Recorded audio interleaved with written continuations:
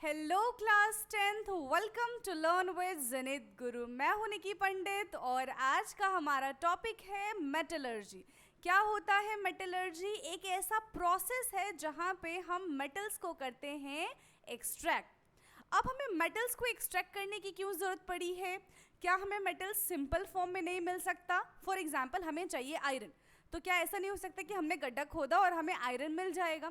तो ऐसा नहीं होता है। हमें किस फॉर्म में मिलता है इसको समझते हैं ज़रा सा। ऐसा मानो कि हमारे पास है एक बॉक्स, ठीक है। अब इस बॉक्स में ना काफ़ी सारे छोटे छोटे से रंग बिरंगे से हैं बॉल। ये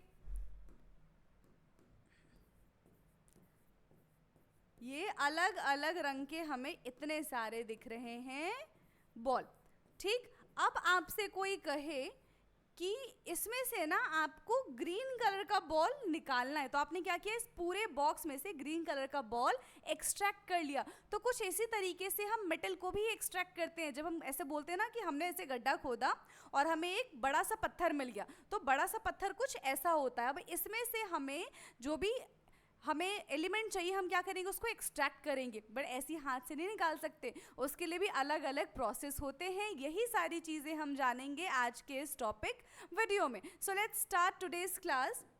डेफिनेशन लिखते हैं सबसे पहले हम कि what is metallurgy.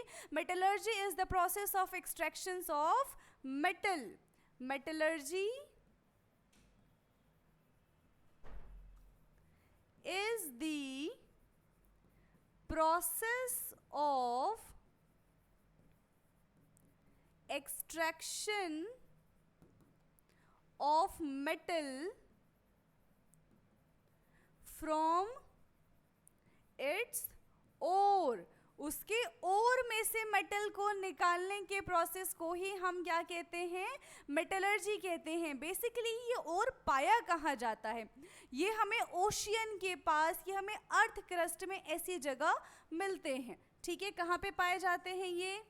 Earth crust में, ओशियन, सी वाटर, तो इस जगह पे हमें ये ओर्स मिलते हैं, ठीक है। बहुत सारे मेटल्स होते हैं जो अपने सॉल्ट की फॉर्म में पाए जाते हैं अर्थ क्रस्ट में या फिर सी, ओशियन, इन सब के पास, ठीक है। So most of the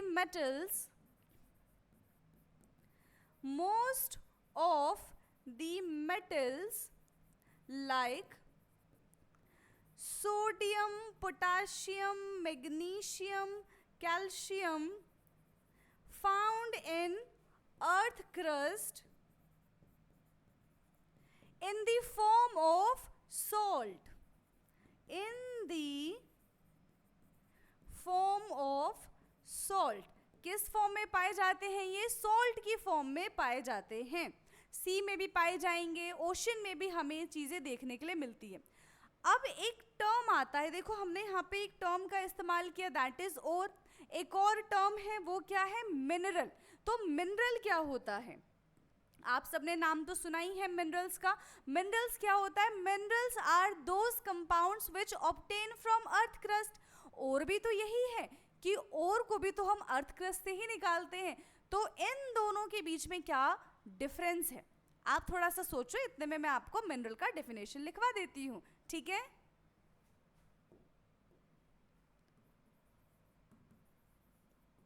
minerals क्या होता है? मिनरल्स अभी आपको बताया मैंने। What is minerals? Are those compound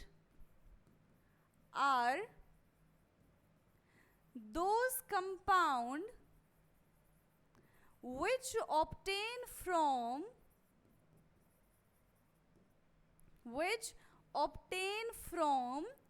earth crust, जो कहाँ से ऑब्टेन किया जाता है? जो अर्थ क्रस्ट से ऑब्टेन किया जाता है, दैट इज द मिनरल। अब और क्या है? एंड और का एग्जाम्पल क्या होता है? बेसिकली और भी यही है जो अर्थ क्रस्ट से निकाला जाता है, लेकिन और का जो प्रोसेस होता है वहाँ पे हमें ज़्यादा प्रॉफिट होता है, वो हमारे लिए ज़्यादा इकोनॉमिकल होता है, ठीक है, बहुत ज़्यादा एक्सपेंसिव नहीं होता। फॉर एग्जाम्पल अगर हमें आयरन एक्सट्रैक्ट करना है, ठीक है। तो मिनरल में क्या होगा कि हमें आयरन मिलेगा, मे बी हमें उतना आयरन नहीं मिल पाए जितना हमें रिक्वायरमेंट है, बट और की अगर हम बात करेंगे तो और में क्या होता है कि हम ऐसी चीज़ें एक्सट्रैक्ट करेंगे जिससे हमको प्रॉफिट हो, ठीक है, जो हमारे लिए ज़्यादा एक्सपेंसिव ना हो, दैट इज ओर। समझ में आ रहा है? So ore are the mineral, और क्या है? Ore are the mineral, ore are the mineral, और अभी हमने देखा कि मिनरल कहाँ पे मिलता है? अर्थ क्रस्ट में मिलता है। So ore are the mineral from which extraction, or are the mineral from which extractions of metals are cheap, profitable and economical। ठीक है, लेकिन ऐसी चीज़ें हमें मिनरल में देखने के लिए नहीं मिलती है। अच्छा, एक एग्जाम्पल बता दो मुझे ओर का। ओर का क्या एग्जाम्पल है? जैसे हमने ले लिया है क्ले, ठीक है, और एक है बॉक्साइट, ठीक है, क्ले एंड बॉक्साइट। तो बेसिकली क्ले एंड बॉक्साइट दोनों में हमें एल्यूमिनियम ओर देखने के लिए मिलता है। इसका फॉर्मूला क्या है क्ले का? Al2O3.Si O2.2H2O। वहीं बॉक्साइट की बात करें तो Al2O3.2H2O। Clear? So both are the mineral of aluminium, both are the mineral of aluminium. दोनों में एल्यूमिनियम प्रेजेंट होता है, हमने इनके फॉर्मूले से भी जाना, ठीक है। अब एक क्वेश्चन है कि हमने सेकंड चैप्टर में ये देखा था, थर्ड चैप्टर में भी हमने पढ़ा है कि मेटल्स जो होते हैं ना उनकी रिएक्टिविटी अलग अलग होती है। तो क्या अलग अलग रिएक्टिविटी होने की वजह से मेटल को अलग अलग तरीके से एक्सट्रैक्ट करते हैं, या फिर सबका प्रोसीजर एक ही होता है? तो यहाँ पे हम रिएक्टिविटी सीरीज के बेस पे किस मेटल की कितनी रिएक्टिविटी है, कौन किस फॉर्म में पाया जाता है, उस हिसाब से ही एक्सट्रैक्शन करते हैं, ठीक है। So extraction done on the basis of their reactivity. Clear? Extractions of metal, extraction of metals is done on the basis of their reactivity। Extractions of metal is done on the basis of their reactivity. कुछ ऐसे metals होते हैं जो बहुत ज़्यादा reactive होते हैं, कुछ ऐसे मेटल्स होते हैं जो बहुत कम रिएक्टिव होते हैं, कुछ ऐसे मेटल्स होते हैं जो मॉडरेट रिएक्टिव होते हैं, ठीक है। अब हम उनकी रिएक्टिविटी के बारे में जानते हैं। तो मेटल को हमने 3 पार्ट में क्लासीफाई किया है। हाईली रिएक्टिव, हाईली रिएक्टिव, ये है हमारा मॉडरेट रिएक्टिव,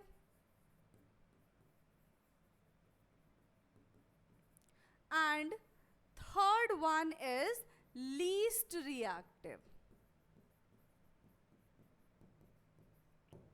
ठीक है, जो हाईली रिएक्टिव होते हैं वो हमें रिएक्टिविटी सीरीज पे टॉप पे देखने के लिए मिलते हैं, ठीक है। ये हमें कहाँ पे देखने के लिए मिलते हैं? टॉप पे देखने के लिए मिलते हैं, and found in the form of salt. जो हाईली रिएक्टिव मेटल्स होते हैं वो हमें सॉल्ट की फॉर्म में नजर आते हैं। एग्जाम्पल NaCl, CaCO3, ठीक है, Na2SO4, तो ये सारे के सारे सॉल्ट्स हैं। वहीं अगर हम मॉडरेट रिएक्टिव की बात करें तो मॉडरेट रिएक्टिव मेटल्स क्या हो जाएंगे? फॉर एग्जाम्पल जिंक है, लेड है, ठीक है, जिंक हो गया, लेड हो गया, ये सारे के सारे कैसे हैं, मॉडरेट रिएक्टिव मेटल है। आयरन ले लो, ये दो फॉर्म में पाए जाते हैं, या तो ये हमें सल्फाइड की फॉर्म में मिलेंगे या तो ये हमें कार्बोनेट की फॉर्म में मिलेंगे। ठीक है, for example ZnSO4, FeSO4, PbSO4 इस फॉर्म में हमें देखने के लिए मिलेंगे। कार्बोनेट की अगर हम बात करें तो ये हमें मिलेगा ZnCO3, FeCO3, ठीक है, PbCO3, तो ये हमें किस फॉर्म में देखने के लिए मिलते हैं, कार्बोनेट की फॉर्म में देखने के लिए मिलते हैं। ये मॉडरेट रिएक्टिव है, सल्फाइड की फॉर्म में भी मिल सकते हैं, कार्बोनेट की फॉर्म में भी मिल सकते हैं। लीस्ट रिएक्टिव मेटल्स की बात करें, so they always present in their native form, they always present in their native form. ये हमें ऑक्साइड, ये हमें सल्फाइड की फॉर्म में देखने के लिए मिलते हैं। ठीक है, native form, present in there oxide form, present in there oxide form. ठीक है, अपने ऑक्साइड फॉर्म में भी देखने के लिए ये हमको यहाँ पे मिलेंगे। फटाफट से इसको नोट डाउन करिए। डन। चलिए, तो अभी तक हमने ये देखा कि किस किस फॉर्म में पाए जाते हैं। अब हमें ये देखना है कि हम इसको एक्सट्रैक्ट कैसे करेंगे। तो हाईली रिएक्टिव मेटल्स की बात करते हैं सबसे पहले हम। Highly reactive metals. सो हाईली रिएक्टिव मेटल्स किस फॉर्म में पाए जाते हैं, सॉल्ट की फॉर्म में पाए जाते हैं। ये हमें मिलेंगे कहाँ, ये हमें ओशियन में मिलेंगे, ये हमें सी के किनारे मिलेंगे, है ना। Found ocean, sea water. हम इनको एक्सट्रैक्ट कैसे करेंगे, they are extracted through electrolytic process, they are extracted through electrolytic process, जिसको हम क्या कहते हैं, इलेक्ट्रोलिसिस कहते हैं, electrolysis. Now what do you mean by electrolysis? Electrolysis का मतलब होता है जिसपे हम इलेक्ट्रिसिटी पास करें। ठीक है, यहाँ पे क्या हो जाएगा, पासिंग इलेक्ट्रिसिटी, जिस पे हम इलेक्ट्रिसिटी पास करेंगे उसको हम क्या कहते हैं, इलेक्ट्रोलिसिस कहते हैं। तो हमें इस तरीके से एक पूरा चैम्बर होता है जिसके अंदर इलेक्ट्रोड्स होते हैं जो इलेक्ट्रिसिटी कंडक्ट करने का काम करते हैं। यहाँ पे होगा, ये यहाँ पे बैटरी से कनेक्ट होगा। लेट्स सपोज कि एक हमारे पास कैथोड है, एक हमारे पास एनोड है। ये मान लेते हैं हम, ये एनोड है, ये होगा कैथोड। कैथोड होता है नेगेटिव चार्ज, एनोड होता है पॉजिटिव चार्ज। तो अगर हमने NaCl लिया और हमने NaCl पे इलेक्ट्रिसिटी पास किया तो ये ब्रेक हो जाएगा Na positive and Cl negative में। तो पॉजिटिव वाला जाएगा नेगेटिव की तरफ, नेगेटिव वाला जाएगा पॉजिटिव की तरफ, और हम इसको यहाँ से एक्सट्रैक्ट कर लेंगे। ठीक है, हाईली रिएक्टिव के बाद हम बात करते हैं मॉडरेट रिएक्टिव की। तो मॉडरेट रिएक्टिव में हमने दो चीजें देखी थी। मॉडरेट रिएक्टिव में हमने कौन सी दो चीज देखी थी, एक तो होता है सल्फाइड और एक होता है कार्बोनेट। ठीक है, या तो सल्फाइड की फॉर्म में प्रेजेंट होगा या तो कार्बोनेट की फॉर्म में प्रेजेंट होगा। अगर सल्फाइड की फॉर्म में प्रेजेंट है तब तो हम इसका कर देंगे रोस्टिंग। क्या करेंगे, रोस्टिंग, यानी कि एक्सेस ऑफ ऑक्सीजन की प्रेजेंस में हम इसको हीट करेंगे। लेकिन अगर कार्बोनेट की फॉर्म में हमारे पास प्रेजेंट है तो हम इसका कर देंगे कैल्सिनेशन। कैल्सिनेशन क्या होता है, हीट करना इन एब्सेंस ऑफ ऑक्सीजन। वहाँ पे in presence of excess oxygen, यहाँ पे in presence in absence of oxygen. ठीक, तो पहले जो हमारे पास ये था ZNS, ठीक है, PBS और FES, पहले हमारे पास इस फॉर्म में था, अब क्या हो जाएगा, अब ये आ जाएगा ऑक्साइड के फॉर्म में, तो ZNO, PBO, ठीक है, Fe2O3 इस फॉर्म में आ जाएगा। क्लियर, यहाँ पे भी सेम ही हो जाएगा, ये ऑक्साइड की फॉर्म में आ जाएगा कैल्सिनेशन करते ही, ZNO, PBO, मतलब ये अपने किस फॉर्म में आ गया, ये अपने ऑक्साइड फॉर्म में आ जाएगा, रोस्टिंग करते ही, कैल्सिनेशन करते ही अपने ऑक्साइड फॉर्म में आ जाएगा। अब ऑक्सीजन हमें हटाना है, इसका क्या करना पड़ेगा, रिडक्शन करना पड़ेगा, तो अब इसका हो जाएगा दोनों का स्मेल्टिंग कर देंगे हम, क्या कर देंगे, इसका रिडक्शन कर देंगे, और फिर स्मेल्टिंग करते ही हमें क्या मिल जाएगा, इसका हो जाएगा प्योरिफिकेशन, हम यहाँ से प्योर मेटल को एक्सट्रैक्ट कर लेंगे। So this is the whole process to obtain moderate reactive metal.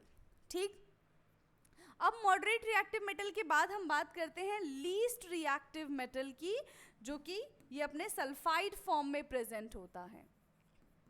Least reactive metal कौन कौन से होते हैं, गोल्ड, सिल्वर, प्लेटिनम, मर्क्यूरी, ये सारे के सारे लीस्ट रिएक्टिव मेटल हैं। गोल्ड, सिल्वर, प्लेटिनम, मर्क्यूरी किस फॉर्म में प्रेजेंट है, सल्फाइड की फॉर्म में प्रेजेंट है। सल्फाइड की फॉर्म में प्रेजेंट होता है तो क्या करते हैं, रोस्टिंग कर देते हैं हम, रोस्टिंग करते ही ये अपने ऑक्साइड की फॉर्म में आ जाएगा, और ऑक्साइड की फॉर्म में आते ही हम इसका कर देते हैं रिडक्शन, स्मेल्टिंग करेंगे, और फिर ये हो जाएगा प्योरीफाई। इसका क्या हो जाएगा, ये प्योरिफिकेशन।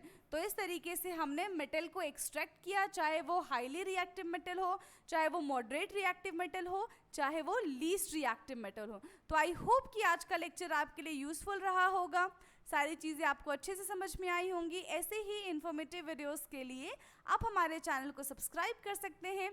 बाकी हम मिलेंगे नेक्स्ट क्लास में, तब तक के लिए पढ़ते रहिए। Thank you so much.